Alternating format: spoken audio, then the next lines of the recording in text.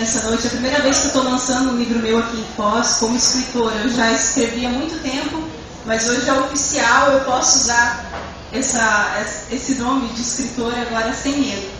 Eu trouxe alguns slides, assim, vai ser bem breve, vou contar um pouquinho da minha história, da produção desse livro, como foi, depois a gente vai lá para o estante de autógrafos. Quem quiser fazer alguma pergunta, eu vou estar lá à disposição, tá? Pode passar?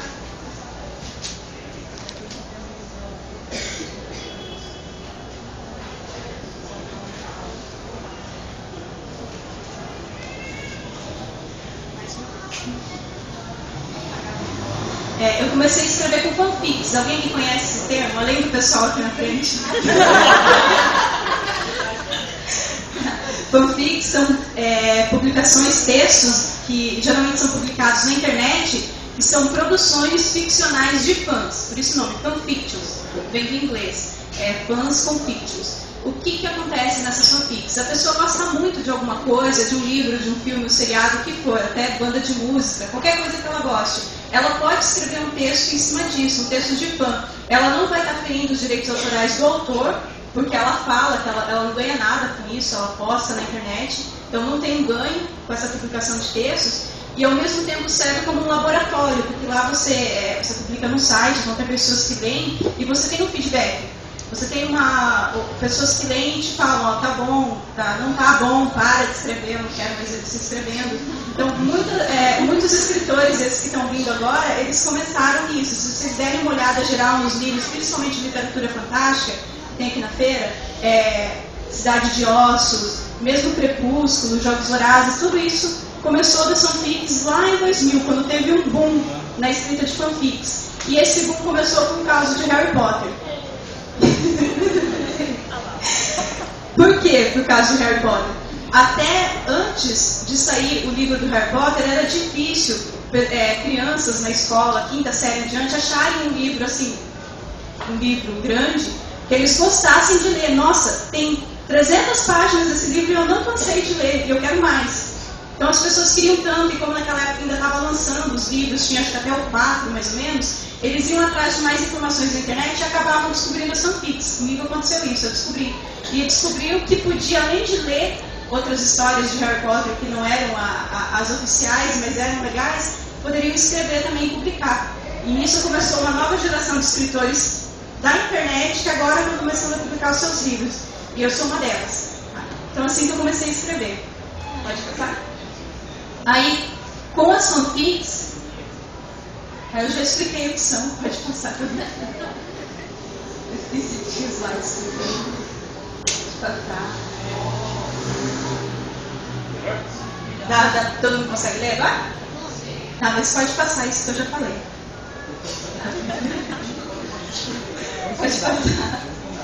Aí surgiu a LAP na escola. Quando eu ainda estava no ensino médio, eu encontrei mais duas meninas que elas se tornaram as minhas amigas, e a gente escrevia textos, mas naquela época era assim uma coisa só de brincadeira. Inclusive, não sei se está aqui ainda a professora Vera, deixa eu ver, estava escuro, acho que ela não está aqui, ela foi para o stand, que ela incentivou muita gente, a gente escrevia peças de teatro para a escola, ao Dia das Mães, vamos fazer uma pecinha de teatro. E a gente começou a desenvolver a nossa escrita ali. A LAP tem 12 anos, ela ainda está ativa, funciona, o LAP Room, que a gente publica as nossas produções. Agora está um pouquinho parado, porque a gente está em cima dos livros, mas continua tendo as publicações. Pode passar. Pode passar. Mais um. O que leva as pessoas a escreverem fanfics ou textos assim, para aprimorar a escrita? É principalmente o e se. Dá para anotar? Aí, só deixa ali, só terminar de explicar. Aí, estudando fanfics, que foi meu trabalho de conclusão de curso na UniOeste, eu descobri algumas coisas que já existiam fanfics há muito tempo, só não tinha um nome ainda para prática. Na época do Don Quixote, o Don Quixote fez tanto sucesso que existiu uma continuação não oficial. E o Miguel de Cervantes, ele ficou tão indignado que alguém escreveu uma continuação não oficial que ele pegou e escreveu Don Quixote 2. Então, naquela época já existia a prática. Não sei se alguém conhece a Marion Zimmer Bradley, das Brumas de Avalon, que ela reescreve toda a história do Rei Arthur a partir do ponto de vista das mulheres, das bruxas, das rainhas. Então, a outra versão da história do Rei Arthur também pode ser considerada uma fanfic. Tá? E tudo isso é o e se tivesse sido assim. Quem aqui já não foi assistir um filme e não pensou e se tivesse sido assim, e pensado em toda uma outra história para o final do filme ou do livro? Acontece muito. E ao brincar de criar e imaginar, que é uma coisa que a gente faz porque gosta, não porque tem que fazer, é obrigação, ou porque vai receber alguma coisa em troca disso. Tá? Pode passar. E nesse eu criei a Entre Doces e Dragões, que é uma fanfic minha, que eu comecei a escrever com uma amiga, tem leitores Entre Doces e Dragões aqui, né? Eu comecei a escrever com uma amiga minha que ela se passa no mundo de Harry Potter, junto com um roteiro de um seriado japonês que eu assistia, que é Hana Aridango. Tá? Então eu usei um roteiro desse seriado adaptado para o mundo do Harry Potter. E fez tanto sucesso na internet, eu ganhei vários prêmios de sites de publicação de fanfics, e as pessoas pediam para mim, escreve alguma coisa tua. Nisso que eu comecei a pensar em escrever uma versão de Entre Doces e Dragões, assim, usando tudo que eu tinha gostado de escrever, Entre Doces e Dragões, tudo que eu aprendi escrevendo. Foram 5, teve Entre Doces e Dragões, teve Entre Doces e Dragões 2, teve mais 3 continuações depois dela. Aí eu juntei tudo e coloquei no meu livro Almaquia, que eu já vou explicar mais ou menos como é que é. Pode passar. Pode passar isso aí também, que eu não vou ler. Pode passar, teve um monte de capítulo, ganhou prêmio. Tá, pode passar. Aí, estudando, eu ainda tinha medo de publicar alguma coisa baseada na Entre Doces e Dragões por vir do mundo de fanfic. A gente é meio inseguro antes de passar do mundo das fanfics para o mundo da escrita. Que a gente fica pensando, será que eu não vou estar sendo original? Será que isso daqui realmente é o que eu escrevo ou é alguma coisa que eu estou copiando? Aí, estudando mais a fundo isso, eu descobri algumas coisas. Que eu coloquei algumas citações que eu achei durante esse estudo que eu acho importante. A criatividade das artes exige construção de conhecimento e não a simples repetição deles. E o que a gente escrevia muitas vezes não era a simples repetição. Era baseado em uma coisa que a gente gostava, mas tinha construção, tinha o que era nosso lá dentro, tinha a nossa marca dentro da escrita.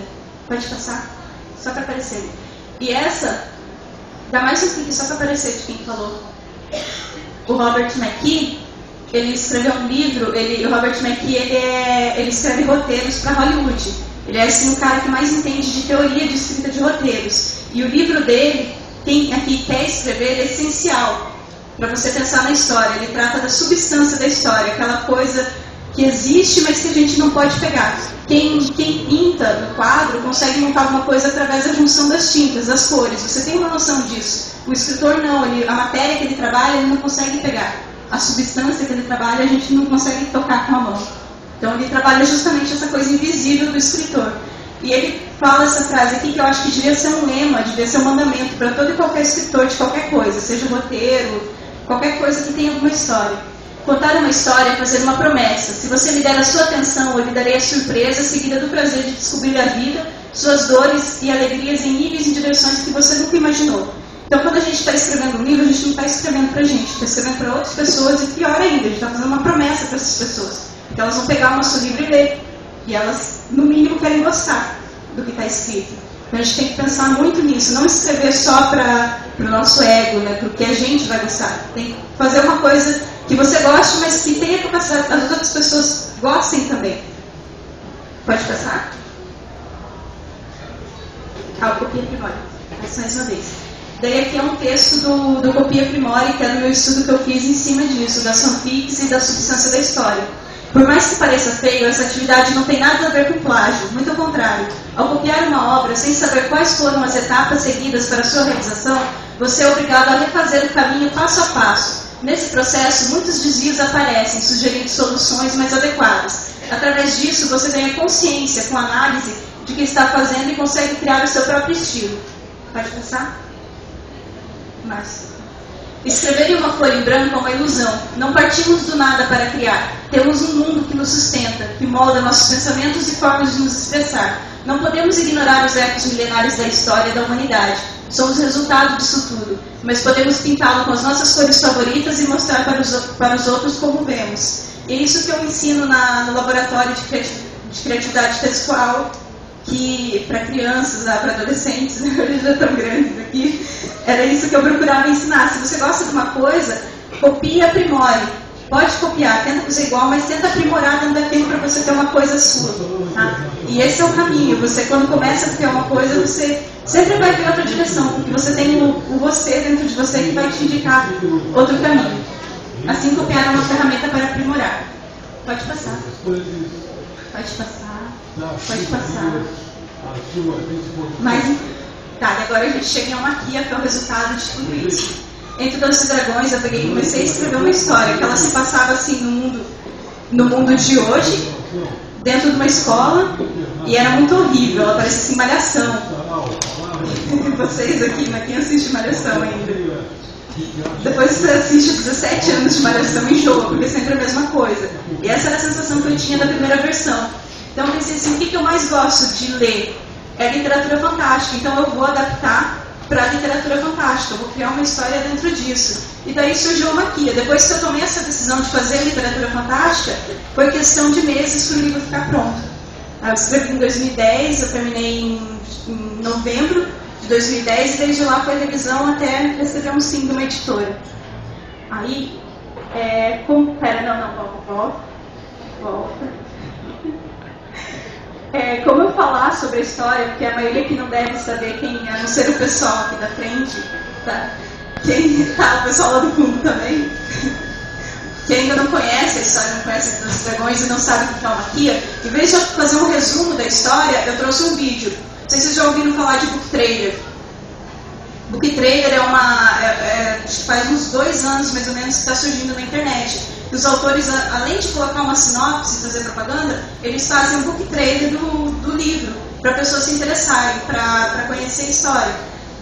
Como não tem imagens, né, o livro não tem uma imagem, dá para fazer um trailer como se fosse cinema, o que a gente faz? A gente pega filmes, clipes de música, que tenham mais ou menos cenas parecidas, e a gente monta alguma coisa. Então o que vocês vão ver que é uma coisa que eu fiz, que é uma montagem de vários clipes e filmes, que mais ou menos conta como que é a história de Almaquia. Aí é bem mais interessante do que eu ficar aqui contando a historinha para vocês. Então assim, você coloca o mouse na imagem, você dá um clique, vai abrir uma caixinha e vai pedir se está no número de débito. Tá? Daí só aumenta e deixa rodar. Dá 2 cliques em cima da tela. Deixa no sentido. Não, embaixo, pode aumentar tudo.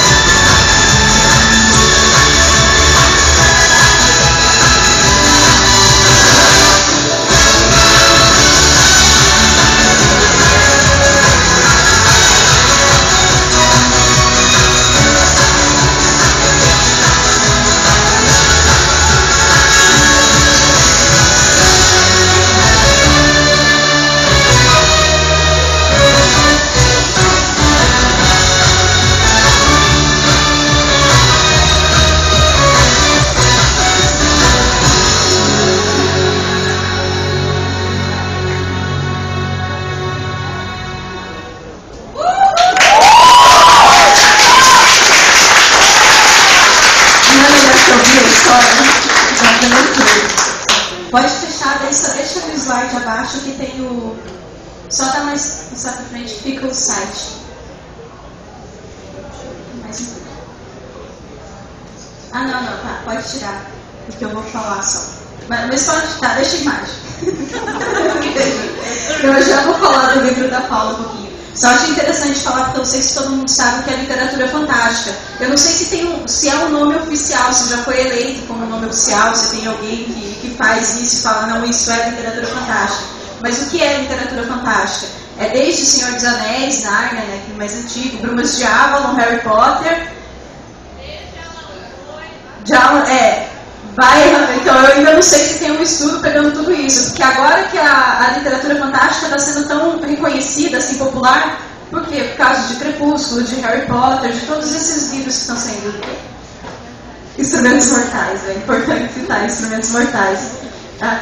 E tem muita gente escrevendo literatura fantástica no mundo inteiro. E claro que tem muita coisa que não tem qualidade e tem coisa que passa só porque está vendendo muito. Então a gente tem que dar uma pesquisada e ver realmente o que vale a pena ler.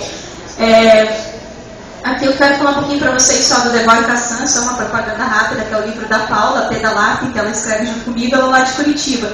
E a gente escreveu os livros juntas, né? Eu era a beta leitura dela e ela era minha. E aconteceu da gente mandar para a editora Modo e da gente recebeu sim, sem eles saberem que nós éramos amigas, sem saber de toda a história. Então a gente teve, além de ter os 12 anos escrevendo juntos, a gente está publicando o livro pela mesma editora e no mesmo tempo, até o lançamento junto. Quem quiser conhecer o livro dela é só entrar na modoeditora.com.br e vai estar lá o Cassan, tá? Junto com todos os outros lançamentos também.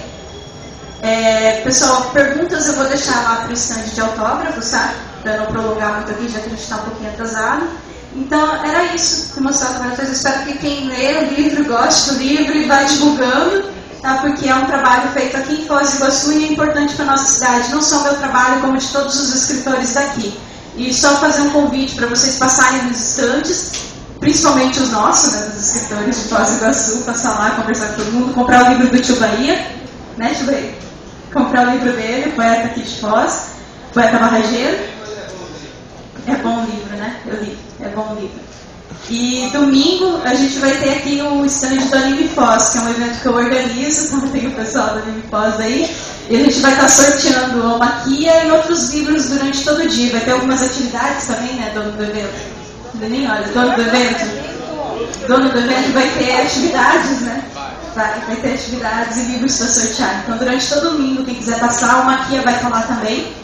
Tá? Todo mundo convidado. E depois o sarau aqui, pessoal, todo mundo para conhecer os inscritos do pessoal daqui. Tá? Muito obrigada. A gente se encontra depois lá no stand de autógrafo.